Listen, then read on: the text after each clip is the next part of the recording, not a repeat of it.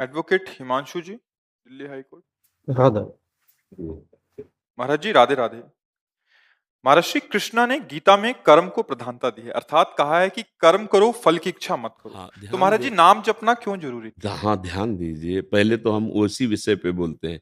कर्म नहीं, कर्म योग। अगर आप पूरे शब्द का उच्चारण नहीं करेंगे तो अधूरा हो जाएगा।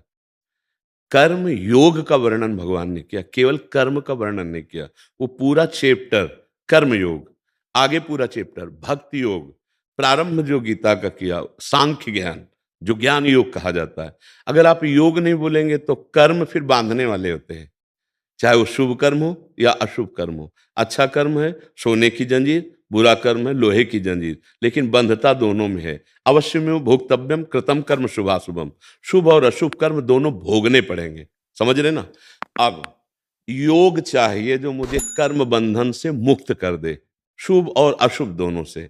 तो गीता जी बहुत थोड़ा पढ़ोगे तो समझ में नहीं आएगी, और आगे बढ़ो तो उसमें कहते हैं तेसाम सतत युक्ता नाम भजताम प्रीतिपूर्वकम ददामि बुद्धि योगम तम ये नमामुपयांति ते।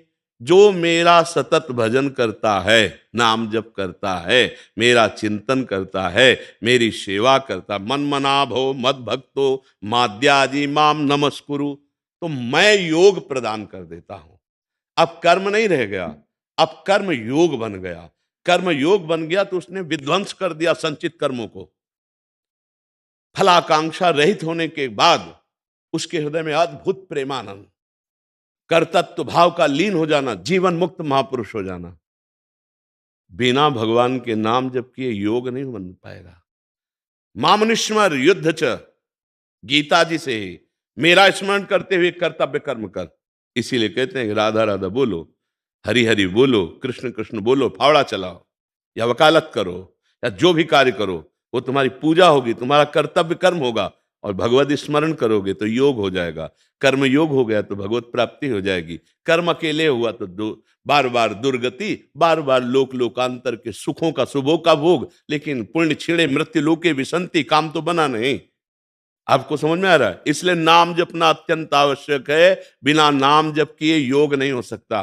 कर्म होगा, कर्म दो प्रकार के, शुभ और अशुभ, उनका फल अवश्य भोगना पड़ेगा। गीता गायक कर रहे हैं अवश्य में भोक्तव्यम। कब तक भोगता रहूंगा? पूरा स्टॉक लगा हुआ, गोदाम लगा हुआ, अनंत जन्म हो चुके हैं, और हर कर्म का फल वो हमें भोगना पड़ेगा। तो अब क्या करें? उसमें आग लगनी चाहिए गोदाम में। जो हमारे संचित कर्म है वो नाम जप से होगा। जो क्रियमाण है, हमारी बुद्धि शुद्ध हो कि हम कौन से कर्म करें जिससे हमारा मंगल होगा, वो बुद्धि नाम जप से होगी। इसीलिए कहते हैं नाम जप करो। बहुत शोध के बोलते हैं, ऐसा थोड़ी मनमानी बोलते हैं। बहुत शोध के, हर शास्त्र का, हर संत महापुरुष का जो अनुभव है उनका संग करके तब ये बोलते हैं। ऐसे नहीं कि हम वो केवल भावुकता में बोलते हैं। नहीं, हम भावुकता वाले पुरुष नहीं हैं।